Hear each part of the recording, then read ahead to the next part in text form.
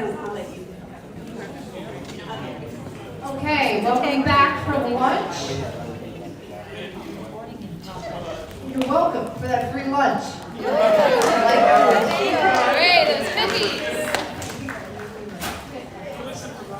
The provider, the caterer, is the college. Wow. Did a good job. So I'm most excited. I mean, I feel like the summit so far has been very insightful. But this next presentation is with Nova, Southeastern University staff. We have Maria Levi.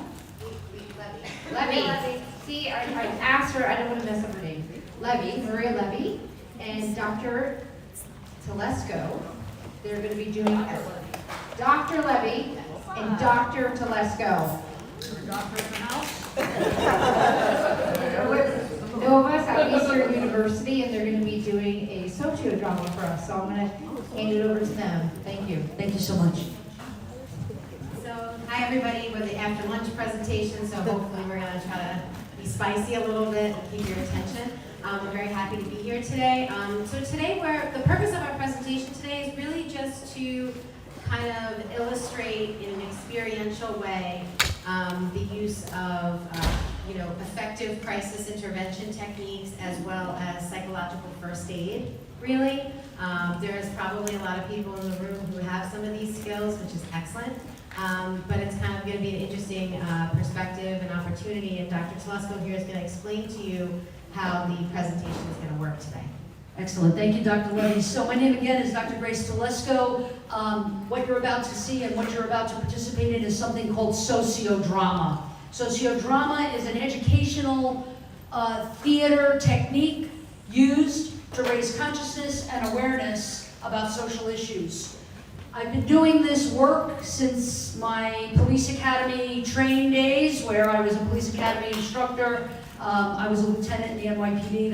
I graduated. Well, eventually I did graduate from that and moved to Florida. So anyway, I did that for 20 years. And part of my time and tenure in the NYPD was teaching, training, recruit officers, and we did some in-service as well. And we used a lot of these techniques. And in fact, what you're about to see, the scenario, is a scenario that we did in the police academy with our police recruits. And we're talking about, of course, that's a force of about 40,000, and we had classes of 2,000 at a clip every 6 months. So we're talking, large, I'd like to think quality and quantity at the same time. But we did this exact sociodrama for the recruits. So we would have the recruits walk through this. And we would freeze the scene, like we're going to do today. Freeze the scene, go to the audience, ask you to identify some of the problems, some of the issues. What do you see good? What do you see bad? And of course, look, you can never take the cop out of me. Ask my students behind stage, okay? Still the lieutenant will always be, right? It doesn't matter.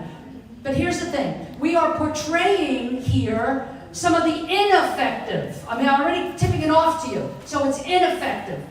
But this is not to cop bash. This is not to doctor bash, because there's a medical professional you're going to see later also in the second scene. This is not to disrespect in any way any of the professions that you're going to see up here.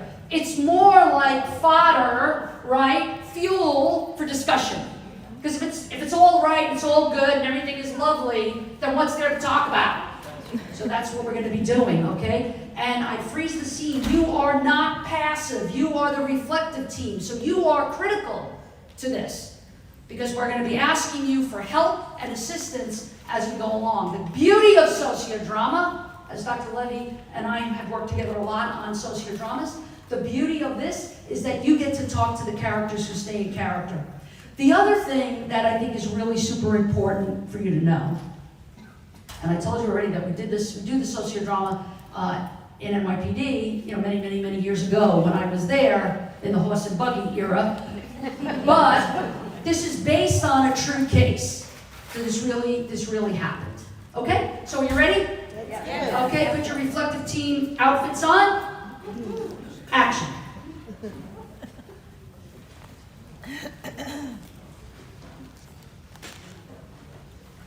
Yeah, I know. Yeah. I'll be there as soon as possible. You know I never call out, I'm sorry. It's Joe. He's in the hospital, okay? I'll be there as soon as possible. Yes, no, I'm sorry. Show me a date before you Bye. go on scene with RV. Joe, what's going on? Nothing. How are we doing today? I'm Officer Donato, this is Officer Suarez. We just have a couple questions for you, bud. Start with your name. It's Joe. Okay, Joe, got a last name? Daniel. What's your date of birth? March 17, 2010. Joe, You look like at- 12? Yeah, I'm 12. Okay. So what happened today? I don't know. The school just brought me here. Joey, what do you mean you don't School know? just brought you here. All right, we'll be doing the question. Can you look at me when I'm talking to you? All right. Go over it again. Start from the beginning. The school just brought me here. I was jumped. They brought... You were jumped. All right, I'm a little confused. Start from the beginning and tell me exactly what happened. I don't know. I don't remember. Answer the questions, please. Look at me. I'm talking to you. I don't remember. Not the ground, me. I don't know. You don't know. Look at you're all banged up. You must know something. I was jumped. You were jumped. Joey, who did this to you? Where was that girl? Your girlfriend? I don't have a Lily, where was girlfriend, she? Mom. That girl you're She's always just hanging my out with. friend. Man, start from the beginning, okay? You went to school. What happened? I need a step-by-step because Was it we're those here. We guys are so again? busy. We don't know what's going on, okay? Those guys. I was touched. Touched? What do Where were mean you were touched? touched? Man, Never mind. I don't enough. know. Joe, what do you mean? Man, I don't know. where were you touched? I don't remember. You don't remember. Okay. I'm sorry, Officer Suarez. I'm Officer Donato. This is Officer Suarez. I told you when I first walked in here. Freeze. How many of us are out of our skin a little bit? Yeah? A little out of our skin. Okay. Wow. So, okay. Let's not forget again. Look, my disclaimer, right? You know that this is where we get the discussion. When it's kind of like highlights. Do you ever remember at the dentist's office where you got that magazine Highlights? Am I showing my age? Okay, so at the back, it's like, where's the wrench in the tree kind of thing, right? Find the wrench in the tree. So, of course, what I'm going to ask you, where are the wrenches here? There's wrenches in the tree. There's things that shouldn't be happening. What's going on? I'm going to come around to you, and I'm going to share the mic. The police officer at this point, I could shake. So, we're looking at that intervention. Maybe what we can do is we can get. Could I get a volunteer to go over to the other side? Because this way, in the interest of time, we can get these comments. Awesome. Yes, ma'am. Can you shout it out? Yeah, go. The police officer is re-victimizing him. Okay, re-victimizing. Let's find out. What's your name again? It's Joe. It's Joe. So Joe, how do you feel with these questions and just like everything that's happened? You don't have to go into the detail of what happened right now, but how are you feeling right now in this moment? I'm scared and I'm overwhelmed. I don't know what's going on. Okay. They're asking me a lot of questions. They're asking you a lot of questions. You can do this? Yeah. So they're asking you questions, you feel overwhelmed. What else? The school just brought me here, and it's already a lot, you know. Look, my mom, she's already frustrated, and she's getting rude with the cops. They're getting mad at me. Okay, we're gonna actually ask Mom in a second to maybe answer some questions from our audience. But yes, ma'am, please. Yes, the officers are not trauma informed. They need to know how to, be communicating with someone that actually is a victim. Okay. So what's happening is now your victim that has been assaulted by others is now even more traumatized. The mom is trying to speak on behalf of her son, and she's not given that opportunity. They don't want to hear from her, they want to hear from him. Okay. And what does it matter if he doesn't know whose name is who?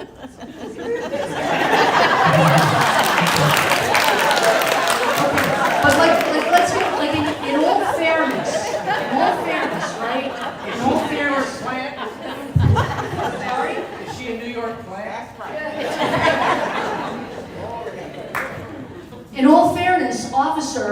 what's going on? I mean, it seems like you maybe have a lot of calls that, you know, you're waiting to respond to. What's happening? You seem maybe a little overwhelmed. What's going on? Yeah, you know, we're very busy today. We got a lot of real cases we have to work. Okay. All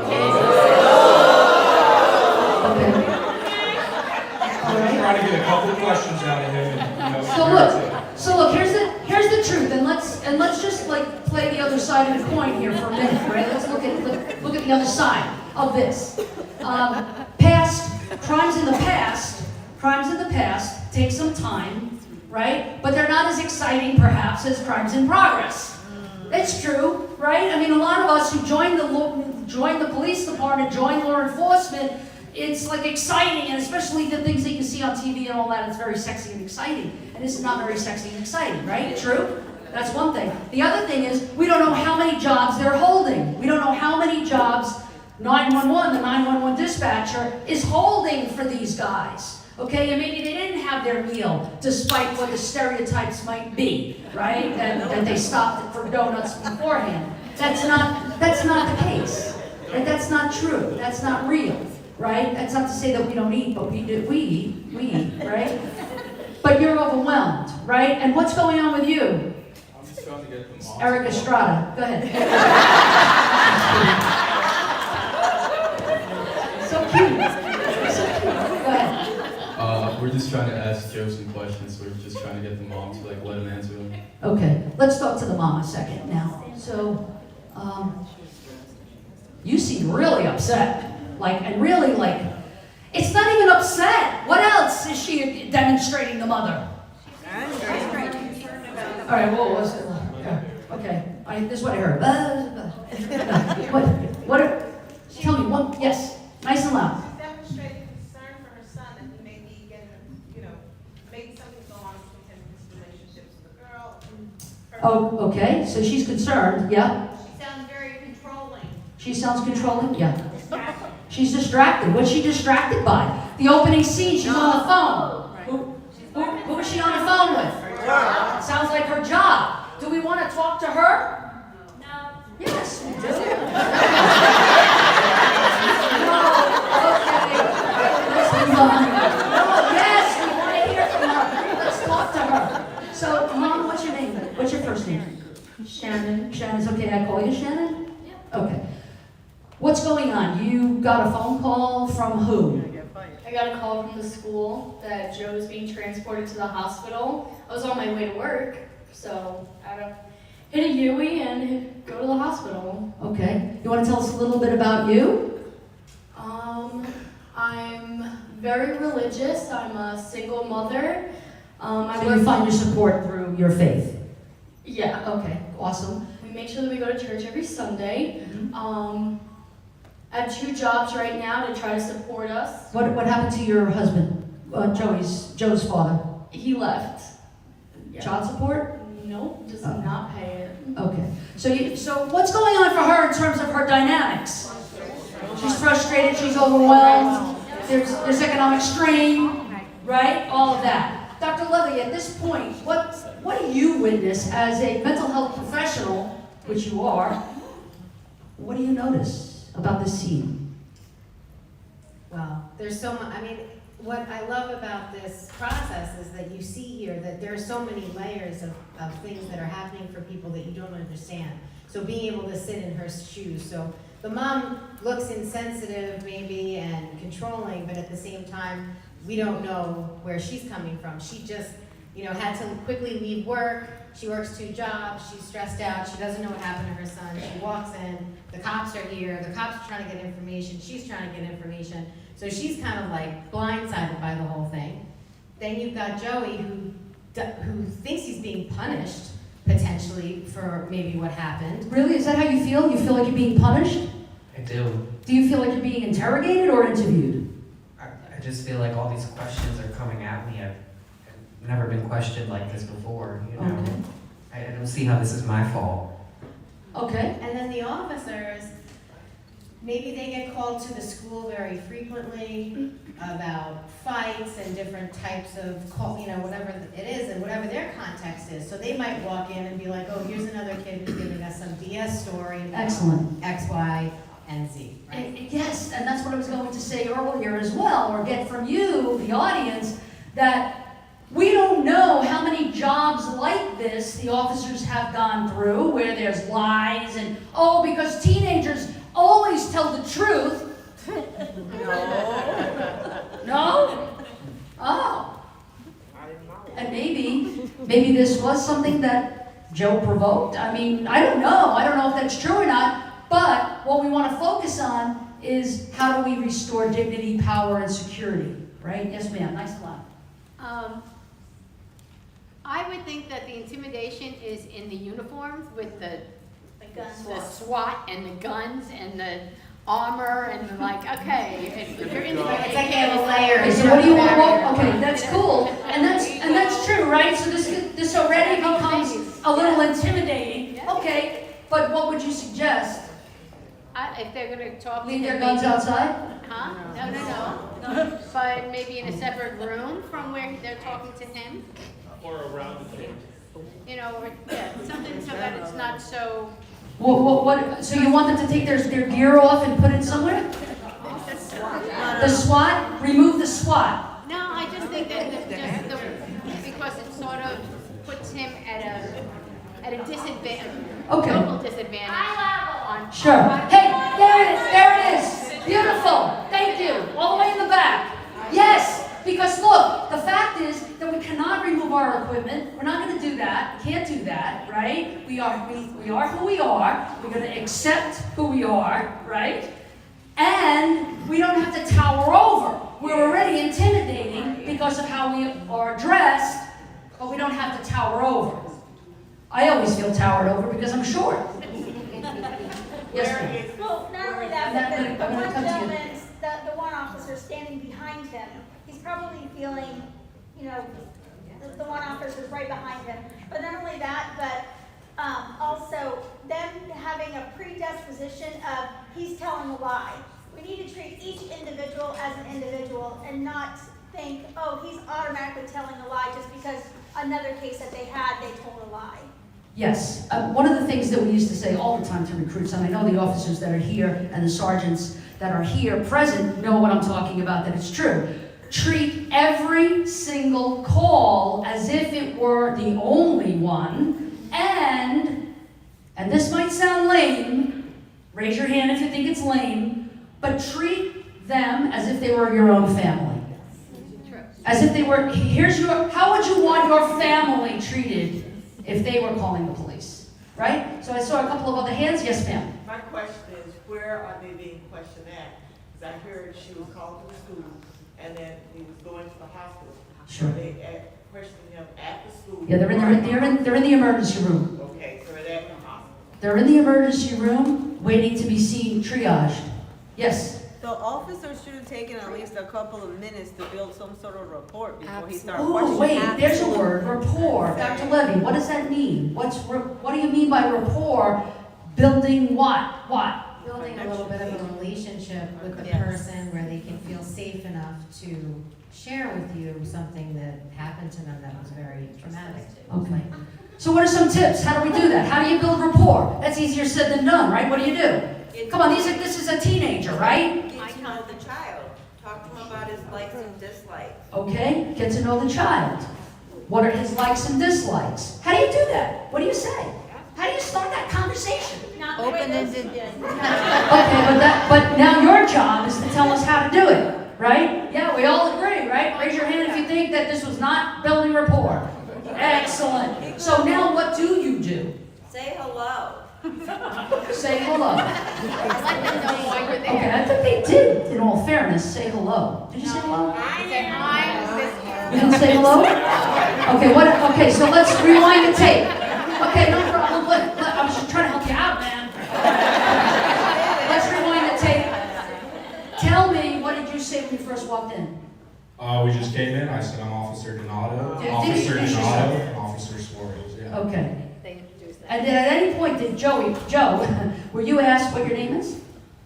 They did, yes. Okay. So it's really not so much what you say, but how you say it, right? And so kinesics and proxemics definitely play a role, right? So in terms of the distance, towering over like this, makes me nervous. It just happened. Thank God you said, I'm right behind you. It's like, oh, wow, I thought somebody was giving me a subpoena or something. So this is very intimidating, right? So we don't want to do that. But to build rapport, what would be some tips or things to say? Well, first I like to try to match their body language, and so if he's kind of slumped, I might kind of be a little bit slumped and just kind of be like, hey, like, what's happening today, or what have you, and then just kind of develop a rapport in terms of asking them kind of benign questions. And then sometimes what I'll do is, I have teenagers too myself as a parent, you kind of make jokes about yourself. I often will poke fun at myself and say like, oh, I can't remember what I had for breakfast this morning. Like if he says I can't remember what happened, I'd be like, oh, I understand, I can't even remember what I ate today. So don't you worry about that, like just tell me a little bit more about you. Like, you look really upset. Did something happen to you today? Do you want to tell me a little bit about it? Is there something that I can do to make it easier for you to talk about it? Maybe you want to kind of talk about it alone. But you can also just ask them questions, like maybe if he had his phone and he was on his phone, I might ask, like, what are you looking at on your phone? Or like, oh, is there a game that you like to play? And ask them about the characters in the game, what the favorite character in the game is. Things like that. I used to do, I'm a marriage and family therapist, so I used to do in-home family therapy, and I used to do therapy with kids. And so I used to have to develop rapport with them really quickly and ask them questions about stuff that happened to them in their lives that's very sensitive. And so sometimes you just kind of be casual, and ask them very kind of basic questions that they feel safe enough to answer, like, what is your name? Or what grade are you in? Or what's your favorite subject at school? Or stuff that they know that is not a threatening thing for them to share. So that they can start to feel safe enough to talk to you a little bit. Yeah. Step one, though, you got to admit, right? Step one has got to be a little bit of That's a little bit of that. Yeah, A that's little bit of that. A little bit of this, the baseball catch, right? You always want to be careful, again, about tactics. And how many law enforcement, if you're okay to say, are in the room? Besides the ones that are obviously identifiable. Okay, so, one of the concerns I think that police might have is I don't want to be knocked off balance either, because I don't know yet, is he a good guy or a bad guy, but probably if we add all of these variables up, I don't think he's a bad guy, just yet. I don't think he's going to start wanting to kick me down or hurt me or anything like that, but when we talk to law enforcement and we suggest kind of getting down to that person's level or even lower so that they have that power, this gives them empowerment. Am I right? Or am I just making it up? No, it does, right? It really works.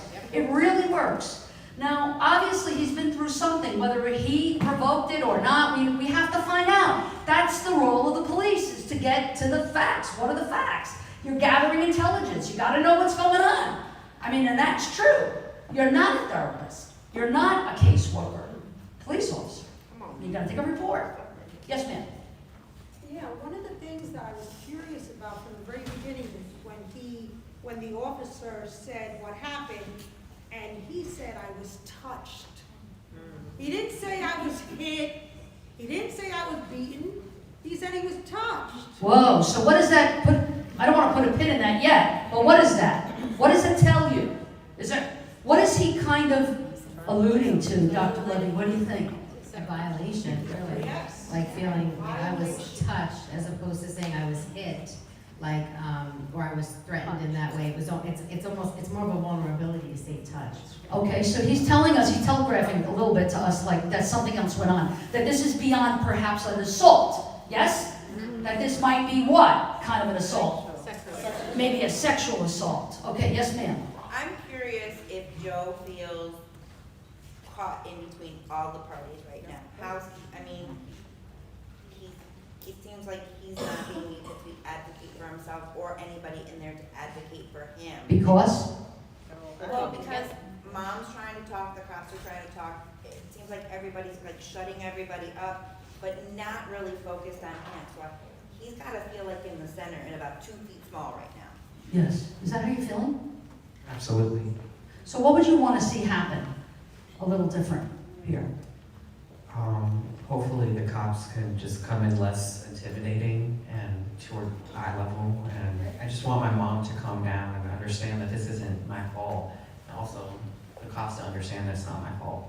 Okay, Dr. Levy, any tips right now? Anybody else? Yes, sir. You need a little control by asking him if he wants his mom there when he's going in.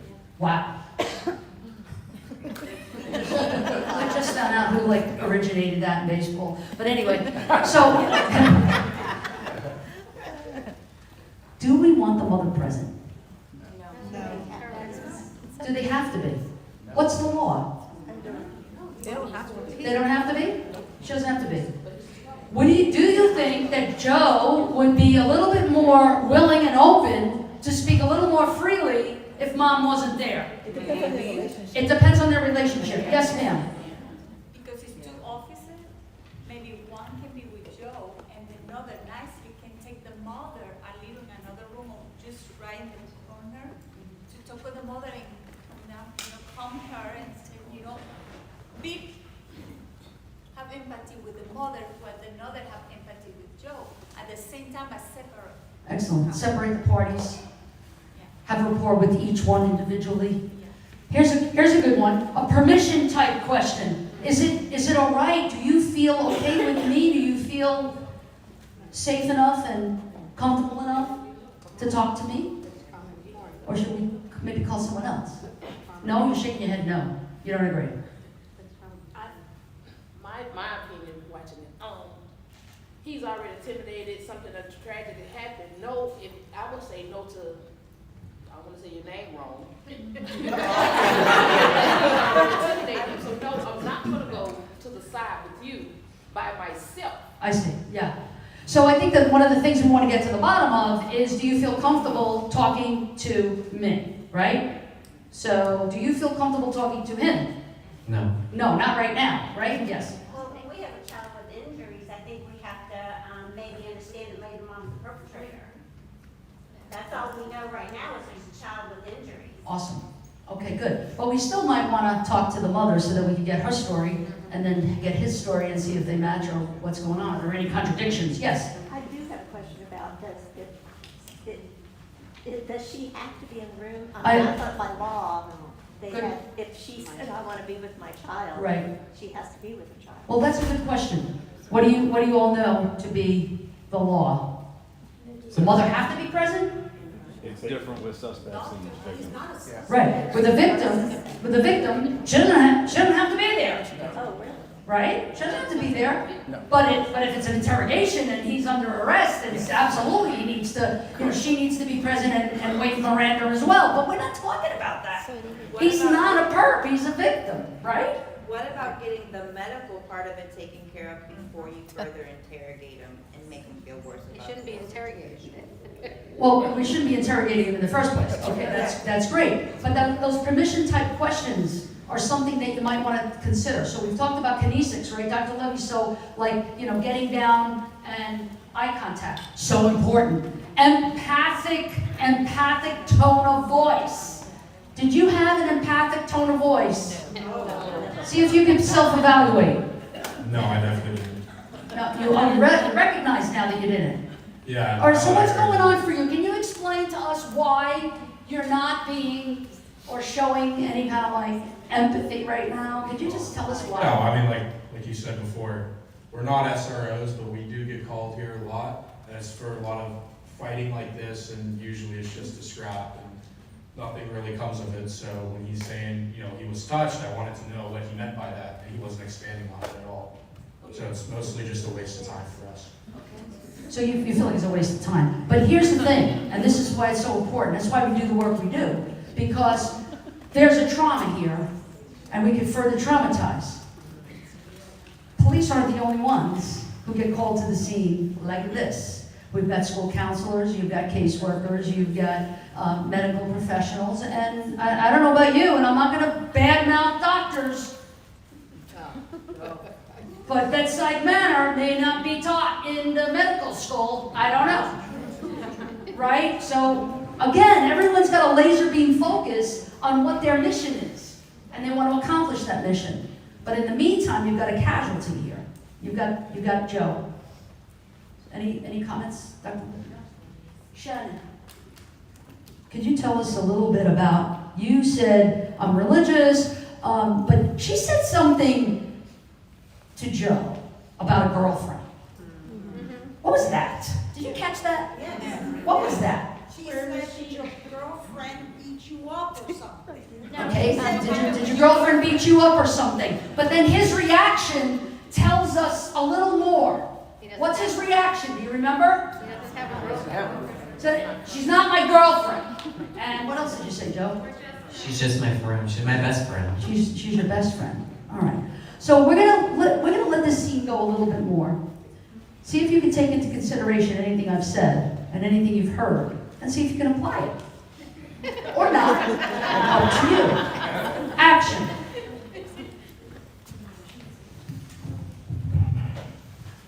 All right, Joe. I'm sorry about that. You came off a little aggressive here. I just wanted to know what exactly happened today, okay? I know there was a lot of things going on. You looked a little bruised up, so I just wanted to know what happened. Well, like I said, the school brought me here. Okay, Freeze. So first of all, you like this? Yes. Do you like the way that looks? Yes. Already that starts to feel somewhat validating, somewhat empowering. You don't like it? His partner should be taking notes. He should be giving eye contact and interacting with him if he's building rapport. He started that way. The partner should be taking notes. But he took Excellent. his glasses off. Yeah. Okay, good. Took the glasses off. Every Estrada, no more. Yes, ma'am. Yes. The officer needs to get rid of the gum. Get rid of the gum. And the glass. You mind? Swallow it, or like in Catholic school, we used to make you what? All right. Okay, let's see what's going on. Action. So we just wanted to know what's going on. We're concerned about you because you're very bruised up, and we just want to know. Are you comfortable telling us? Freeze. Oh my God. Yeah. I got chills. Awesome.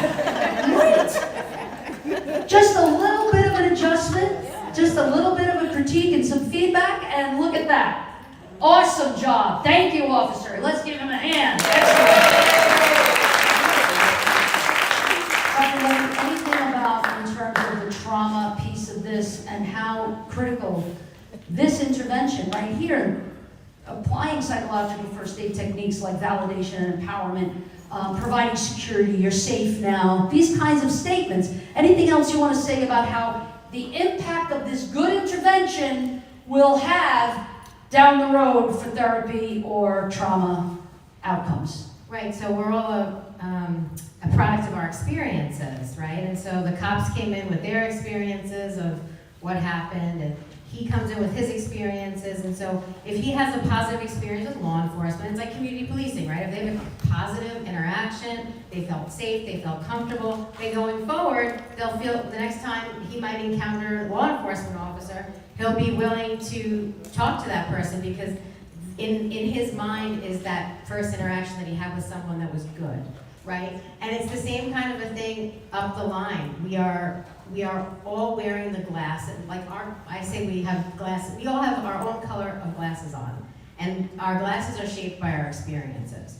So we all have our feelings and our ideas about life, and that's all based on the context from which we come, right? And we try to be open to other people and learn about other people and learn about different things, but no one walks in our shoes, right? We all walk in our own shoes. And so I think that when they have a positive experience, then the next person that asks him a question, he's gonna be maybe, even if the person is a little bit insensitive when they ask it, he may still be a little bit better about answering and feeling safe enough to answer. And then going forward, when it comes time to, if he wants to, talk to a mental health professional, caseworker, anyone about what's going on or what's happened to him, he's gonna feel like he can do that because he's had providers that have been sensitive to him. If you have a bad experience, right off the bat, you're gonna shut down. I mean, I would shut down. I would be like, nope, I don't wanna talk to a therapist. And and just from the therapist perspective, your therapist is only as good as what you tell them, right? If you don't tell them certain things, then we can't really get what we need if we are not open. So it's really benefits kind of everyone. And as you guys know, working in child welfare, it's a systemic approach to treatment, right? There's all these different systems that are involved. We all have the same goal of wanting to keep people safe and wanting to help people to get better or well, or, recover from trauma or whatever it is. And so we all have the same goal in mind, but we each have a different job that we have to do. Like Dr. Telesco said, we have like a different mission, right? And it's like, can we all learn how to better, just small tweaks in the way that you do things can make a huge difference, because that impact that they have, the interaction that you have will then shape your future interactions with medical providers, law enforcement, everyone. And it's the same for mom too. Maybe mom is not trusting of law enforcement because of something that might have happened to her in the past, and maybe she's not feeling great about this either, right? And her stance and her body language can affect how the child is feeling, right? It's like, I have dogs, right? And if a stranger approaches me and I'm okay and I know who the person is and I say hi, my dog looks to me like, oh, is she okay with this? Okay, she's okay. So I'm okay, right? Versus if I kind of have a stance like this, my body language, anything, my dog's gonna be like, wait a minute, like this isn't okay. And it's kind of similar too if you think about it in that way in families. Like if they, depending on what their relationship is, like we talked about, if they have a decent relationship, and his mom is threatened, he's gonna be like, oh, my mom's not okay, I'm not okay with you. Excellent, yeah. And speaking of the dynamic, I would like to talk to you about this. So, be honest, no one's gonna judge you, want to hear what you really feel about what's going on with your relationship. Not necessarily, you can talk about the incident if you want, and what you think might be going on, but I more importantly really want to hear from you, like, how do you feel about Joe? Like, what's your relationship like with Joe? What do you think about him overall? Go. He's a good kid, very quiet. What do you mean he's very quiet? He's very to himself. He's shy? Not like, is he a shy kid? He's shy. He's not like how I expected. What does that mean? What did you expect, and what do you expect, and what are your standards here for your son? I thought he would be bigger, a little bit stronger, tougher. He keeps getting into problems just like this, and I keep telling him, like, you have to toughen up. You have to fight back one time. So do you have some kind of judgment about him? I don't want You can be honest with us. We're not going to judge you. I wish he was a little tougher. Say what you really mean. A little more like a guy, a little more like a boy. So we got maybe got some other stuff going on here with judgment and belief systems and other stuff that might go into this whole thing. You said he's gotten into trouble before. What does that mean? Something just like this. It's the high school next door. There's some guys, comes home complaining, they're picking on him. But he's always just hanging out with this one girl. He's with her all the time. Claims it's her best friend. Don't know why he doesn't do anything about that. A lot of beliefs going on with mom, right? So how in the world can Joe ever feel safe in this environment to really kind of get vulnerable and talk to the cops or to now the medical professionals about what's really happening? What do you think? What do we need to do? Hit the eject button on mom. All right, He's only yes. 12. Sorry, he's only 12. He's only 12. She wanted to get something going on with this girl. He's 12. He's 12. Okay. So let's go to, are you ready for the next scene? Because we have this scene, and then we have one scene that you get involved in, really get involved in experientially, and then we're going to want to wrap it up, summarize, and then Dr. Levy and I will shamelessly plug our programs. Okay. Are you ready? Are you ready? Okay. Action. Joey, what are you talking about? They touched you. Just never mind, Mom. I You don't can't know. keep saying never mind. Look, we're all here answering your questions. You're being secretive about this. I don't want to talk about it. I said, never I don't mind. get, then what? I don't get why you don't want to talk about it, Joey. You have Just to forget tell us about what's it. going on. No, just forget How about do you it. expect me to help you if you want to tell me about it? I don't know what I said. You don't know what you said? Okay, young man, my name's Dr. Carter. I'm here to check you out, okay? Yeah, do you know how this is going to be? We would prefer very backed up, man. We'll let you know. Just have to do the initial checkup. This is pretty bad. We just need to get some stitches. Stitches? Yeah, stitches. That means stitches? How much is that gonna cost? We'll have the insurance person contact you about it. Yeah, definitely. This seems broken. Let's also get an X-ray as well. Come on, Joey. Really? I'm not faking it. Do we need an X-ray? Yes, we just need to make sure it's broken. Just to make sure. Okay. Did you hit your head at all? Yes, I fell, my back hurts. That's all right. Come on, Joey, help him up. You know we can't afford all this. Does it really hurt? I'm not faking it. Do you have any time? No, just my head hurts. We'll make sure that everything is situated. You might just get out of trouble, otherwise you can get really hurt.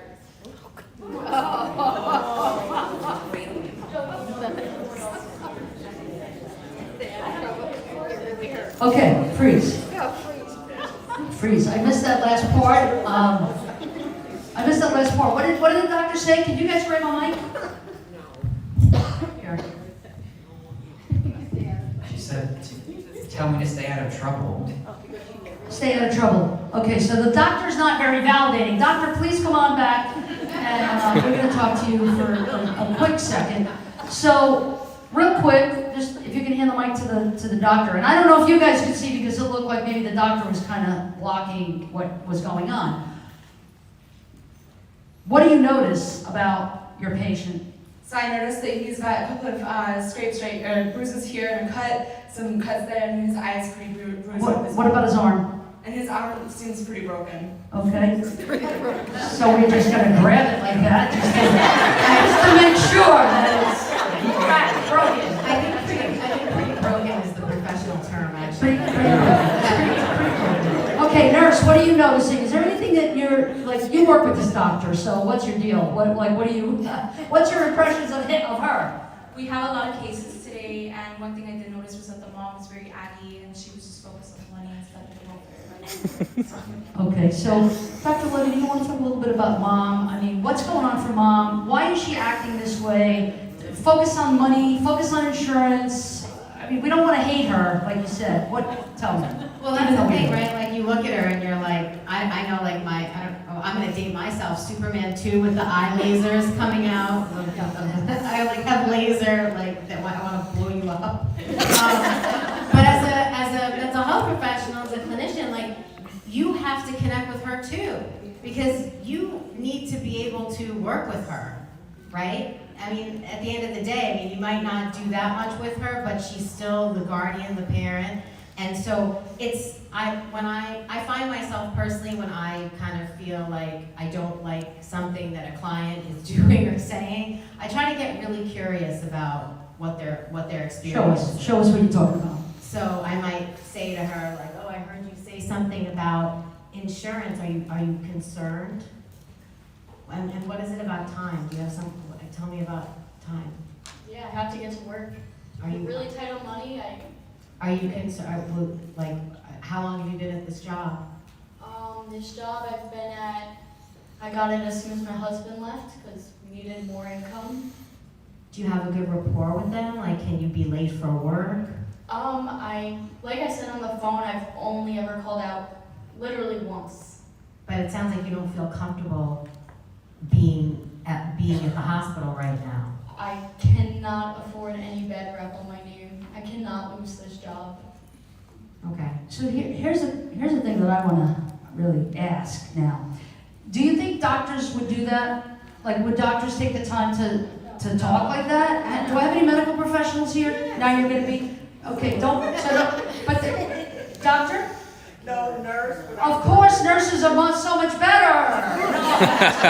No, I'm only kidding. But is this realistic? Is this a realistic ER trauma, triage kind of thing? I want to give my fellow medical professionals the benefit of the fact that they would be a little more concerned because he's 12 years old. You know, he's still 12 years old. And when you ask the questions and trying to get the information, they'll be a little more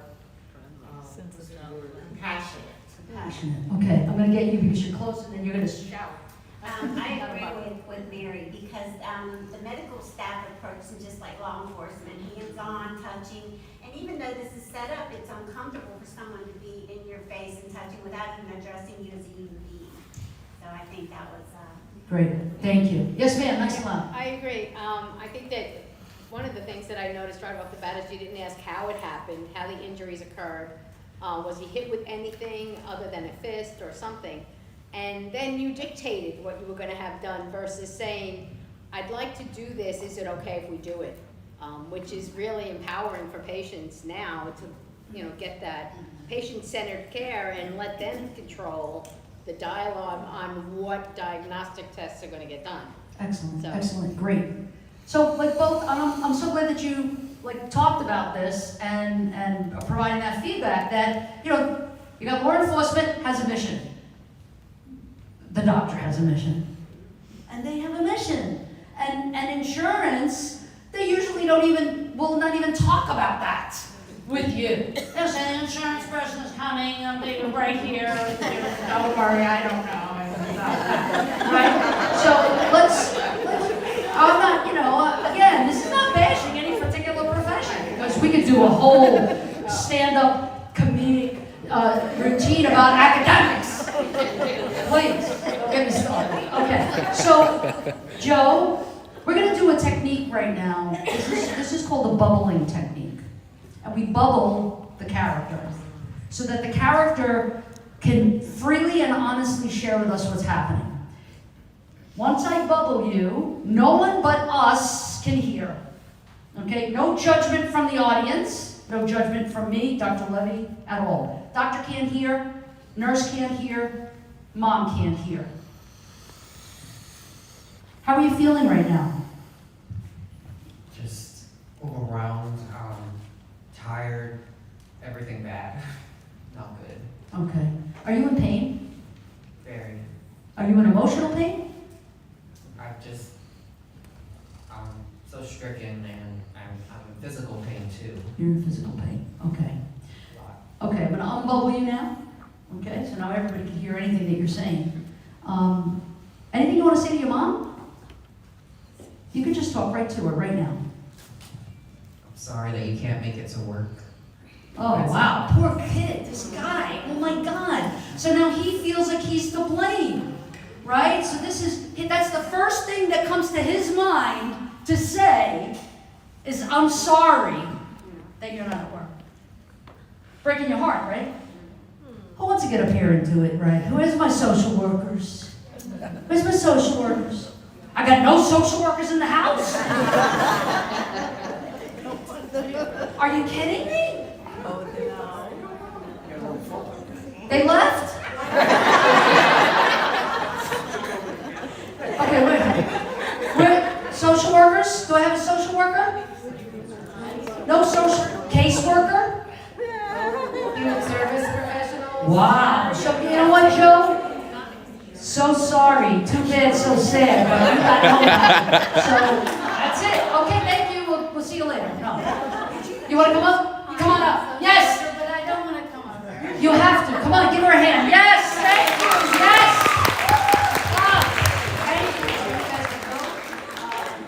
We're gonna actually, I'm gonna assist you.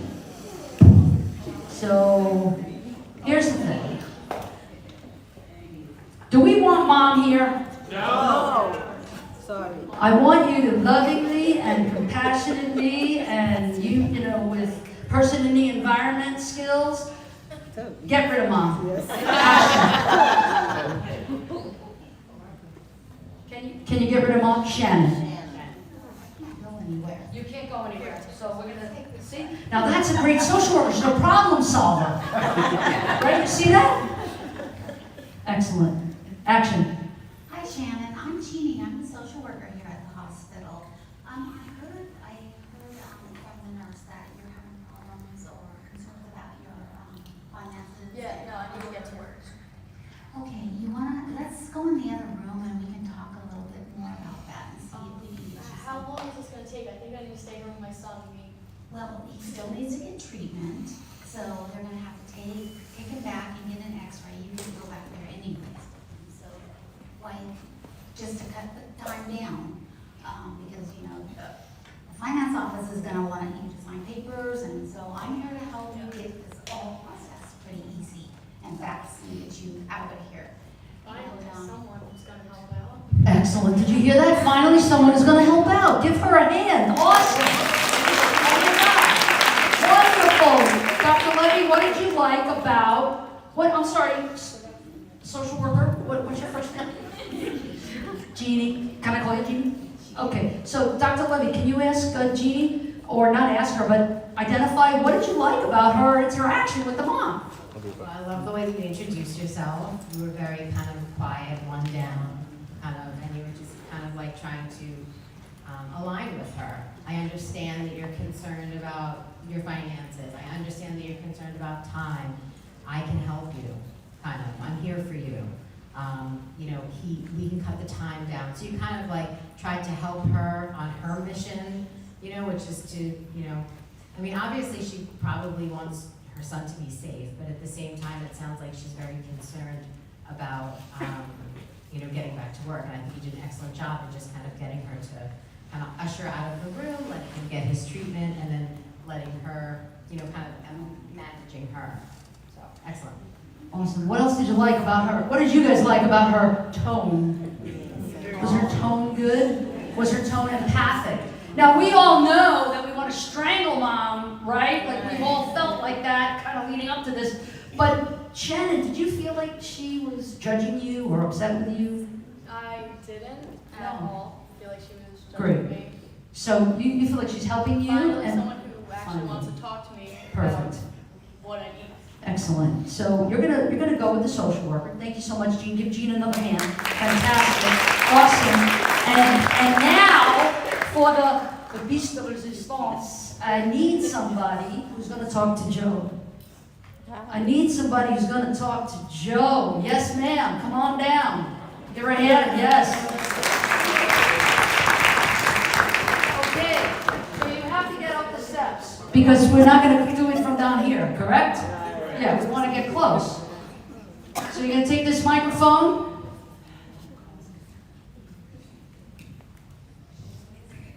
You sit right here. Oh, good. Yeah, where are you going? Excellent. All right, here you go. And Joe, I'd like you to please use the microphone so we can all hear. Action. Hi, Joan. My name is Connie. How are you doing today? Hi, Connie. I'm just very stressed and overwhelmed, honestly. It looks like if you've gone through a very traumatized experience. Is that correct? One could say so.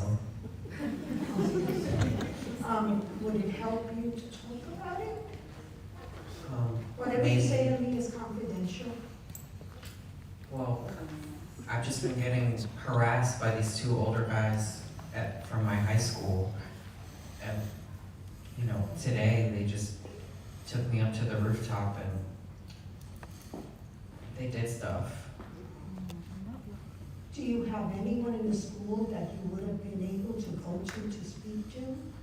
Well, Lily didn't come to school today. She's homesick.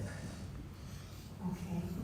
And it seems like you don't have the ability to tell mom either, to be, you know, to let her in on what's been happening with you.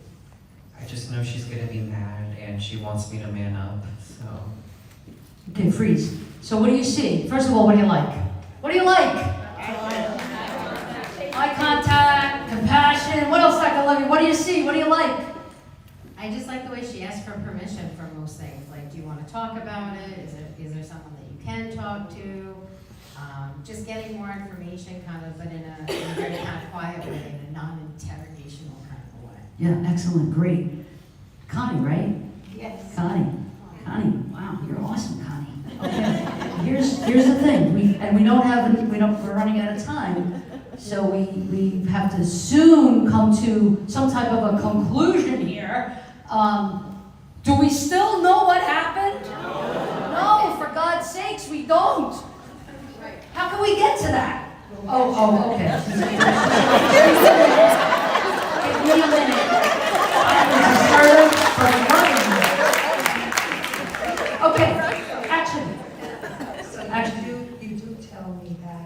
something happened on Connie, just a little louder. You're doing great in terms of tone for the actual intervention, but for us, because this is, for you, a little louder. Thanks. So you did tell me that something happened. You told me a little bit about what happened on the roof. Do you think you can talk to me more about exactly what did happen so that I can try to help you? I want to let you know that I'm here to do everything I can to try to help you. I'm not going to go anywhere until I make that happen.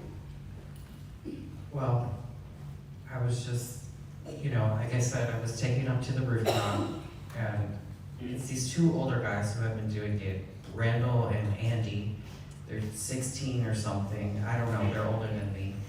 And they're just always teasing me, and today they just, right when I got off the bus, they just, pulled me by my clothes and took me up to the rooftop, started literally punching me, and then from there, they just touched me inappropriately, and then I started bleeding, and it was just a lot. One of the things that I'm hoping for in order to help you the best that I can is that I'd like for you to please, in private, ask to speak to the doctor in private. And I want you to mention that to the doctor because you may need to see someone that deals with rape. Freeze. Okay, did he say that yet? No, he didn't say that yet, right? So, and Connie, you're doing so good. Give her a hand. No, Connie. But we gotta get to him saying it. How do we get him to say it? Is there a different way that you can get to this? Yes, I could ask. Ask more questions. You could ask him what? I'm going to, he said he was bleeding. Well, can you ask Where? And I could say to him, From where? Ask him the events. All right, bleeding from where? Just, my mouth, obviously, and Right. then, down there. What is down there Where? to you? The feet? Where? We're getting somewhere. What is down Am I right? Yes, ma'am. We usually have a doll in a case like this, and can you show me on the doll where they Okay. touched you? Excellent. Can you show me on the doll where they but remember, touched you? we're in the hospital. Yeah, but they probably have something like that. Maybe they have that? Hey, let me ask you something. When I first got here, there's a dog here, right? Can I bring that dog up? Can we bring the dog up with her handler? Let's give them a hand. Awesome. So let's get the dog up here because, hey, first of all, major dog lover. Number two, have you ever witnessed the amazing magic of therapy dogs? All right. Yes. Is that all right? Can you do this? Can you do it? Can you do it? Yes, you can. So let's see how Joe reacts to the dog, and maybe Connie can help, like facilitate and say that why this dog is here. Action. Isn't she beautiful? Yes. She is. And she makes you feel so calm and secure.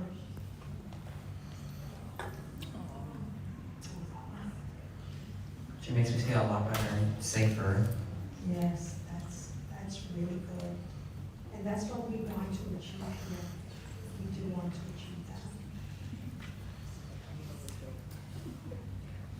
So one of the things that's really important is to really understand what did happen to you in order to make sure that while we're here in the hospital, that they do everything possible in order to assist you and to make sure that these individuals that hurt you, that there's a consequence for you, just to make sure you protect. Okay, freeze the scene a second. So far, of all the 3 scenes, how are you feeling about this one? We're getting there. We're getting there.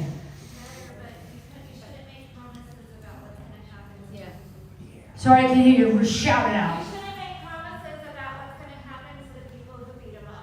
Yeah, absolutely. We don't make promises we can't keep. We don't know about what's gonna happen, right? Yes. I think she's veering into the solution of it instead of focusing and getting the information out of it. Okay, so one more comment and then I have a suggestion. Go. You should ask him what he thinks the solution is. Okay, right now we're just trying to really get the facts, right? We just want to know what happened and we want to be able to have him feel less traumatized by having to tell this truth. Because there's a truth that has to be told. Now you mentioned a doll, and that made me immediately think of, what is this beauty's name? Autumn? What if Joe talked to Autumn about what happened? You want to try that? Joe, do you want to try that? Sure. If you could just move your chair toward Autumn. No, not you. Okay, move your chair and let's see if you could tell Autumn what happened. I'm gonna stay right here because it looks like you're looking at me. Action. Well, Autumn. I have to leave. I have to get out of here. Yeah, okay. All right. Distracting with Autumn.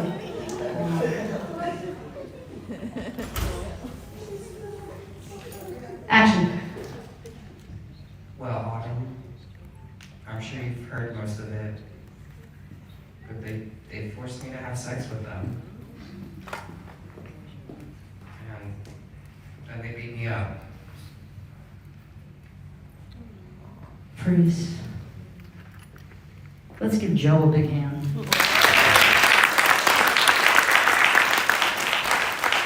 Dr. Levi, you want to deconstruct? So I just want to comment, so if there isn't a lovely Autumn in the emergency room, which there probably isn't, one of the other techniques that you could use is, I'm sorry, Joe, what's your best friend's name? Lily. So if Lily were here, you pretended that Lily were sitting right here in that chair, how would you talk to Lily about what happened to you today? Or you might tell her. I want to tell her the truth. So you could use that, like the open chair technique where you have him pretend that she's there and he's telling her, you can turn around, kind of. Sometimes I use humor also, but I probably would make like a kind of a silly comment where he said like, I got touched down there, and I might say something like, well, as far as I know, there's more than one thing there, so can you help me to understand what that means? Like I wouldn't, so something like that, kind of try to get more information, or like in a non-joking way. And also to kind of validate that this is not okay what happened. Correct. It's not okay, it's not your fault, right? So to empower again, and validate, and to provide security, right? So Dr. Levy's absolutely right. You don't always have a dog with you, right? But hopefully, like, what did you see? I didn't know there was going to be a dog here, but what did this illustrate? Use whatever you can. Yes. Be aware of what's there that can be used as a tool to help accomplish what you want to accomplish, which is crisis intervention, psychological first aid. Thank you so much, Autumn, and beautiful Hannah. Wanda, thank you. Connie, awesome, right, Connie? Thank you, Connie. I'm going to ask for my sociodrama crew to please come back, and Joe, please shake it off. You're Joey now. You're not Joe. Okay?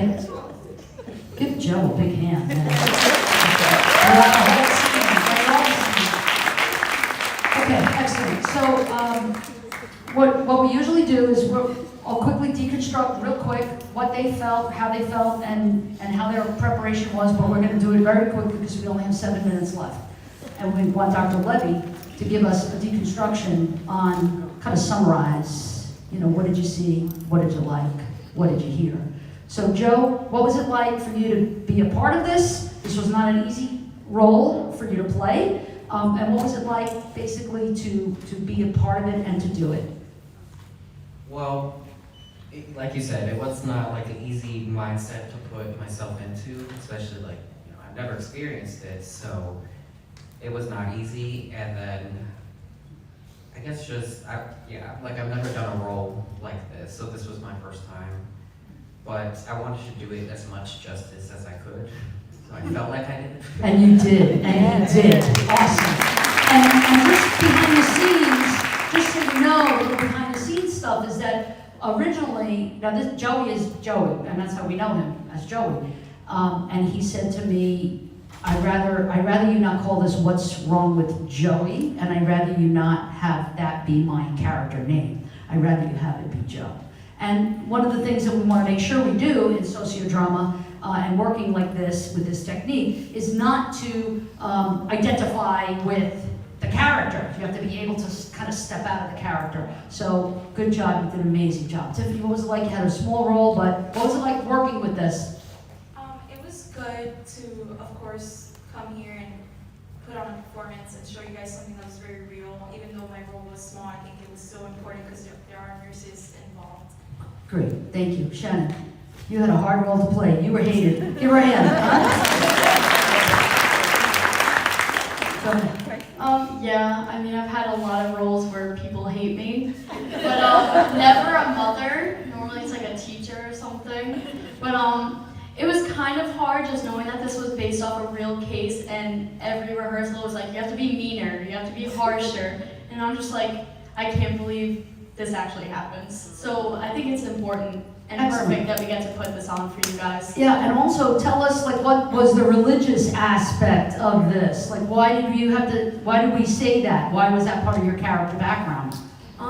Just so that we could show different like stereotypes and different belief systems and how they may act and how to include that into the situation. Yeah, so like that was one of the reasons why Joe was afraid to say anything in front of his mom. He thought he might be judged. He's not gay. That he's 12 years old, for God's sakes. It's fluid, you know, it's fluid for him. So he's not really sure or whatever, but it doesn't matter because she's continued to do not only this gender stuff with him, like man up kind of thing, but also wanting to push the girl on him and all that other stuff. So that's why we put that in there. Alex, quick. So I had a like very tiny role in this, but I just thought it was like really funny the way it was described to me when like Dr. T first told me about it. She's like, I need you to play a cop who's gonna go intimidate a 12-year-old kid who just got beat up. So I was like, okay, but overall it was a great experience. I think like this definitely needs more awareness. It happens too often that we'd like to think about. So excellent. Thank yeah, you. it's good to Good. get And you some look good. awareness out. And you look great. So that's the most important thing. Michaela, real quick. So this is actually going to be hopefully not my future, but I'm planning on being a nurse when I like out of undergrad and everything. So this is just a really kind of an eye-opener experience because it does happen. Hopefully not more than we hope, but it does happen. So this is just like an eye-opening experience because of the field that I'm actually planning on going into. So yeah. Excellent. And you did a great job. It's a very, very not well prepared cop. Okay. Noah, take it away. Well, this was my second time ever acting, so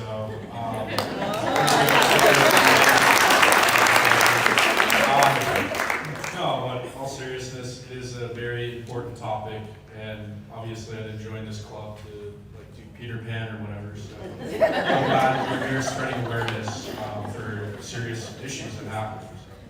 Excellent. Thank you so much, Dr. Levy. Last word.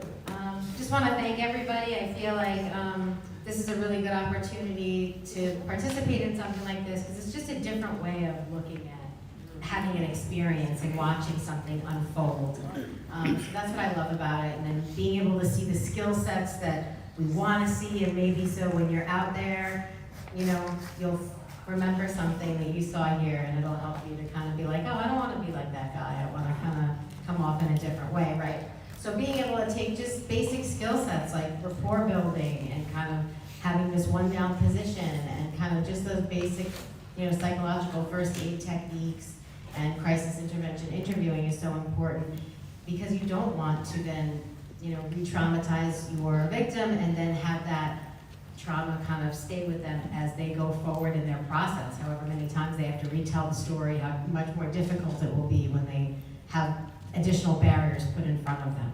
So.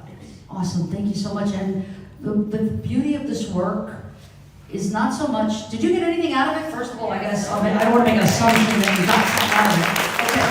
So you got a little bit out of it, that's great. But more importantly than anything else, working on this project, these are the folks that have really gotten the most out of this because they've gotten their hands dirty, right? With these topics, with this issue, with trying on roles, with feeling what that feels like.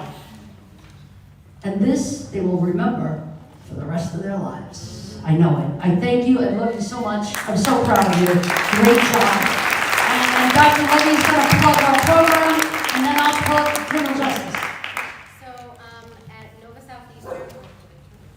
At Nova Southeastern, I am the lead faculty member for our Masters in Human Service and Child Protection program. So we do have a master's program. It has, it's a 33 credit program. You can do a concentration in a specialized area. So you do your core credits and then you can concentrate on something like, juvenile justice or psychological foundations or family systems. So it's kind of a cool degree. It's an online degree. A lot of child welfare workers and caseworkers get the degree so they're able to kind of get into supervisory positions in child welfare agencies. That's really what it's designed for. So that's the program that I'm in charge of, and so I invite people to ask me questions about it or contact me if you're ever interested. Excellent. And I thank Dr. Levy so much. We've partnered on so many things, and this was a result. You invited us, so thank you. We wouldn't be here if it wasn't for Dr. Levy. And the criminal justice program, we have an undergrad, which, how many of you are my undergrad majors in CJ? Awesome! But you also need biology. You need biology. Who's biology in the house? Okay. And who's accounting? Because you always need that. The forensic accountant. Very good. Awesome. So we do an undergrad, we do a master's program in criminal justice, and we do a PhD in criminal justice. And you can see this is the caliber of our students. So thank you again for inviting us. Hope you got something out of it. It's 2:01. We went 1 minute over. Sorry. Okay.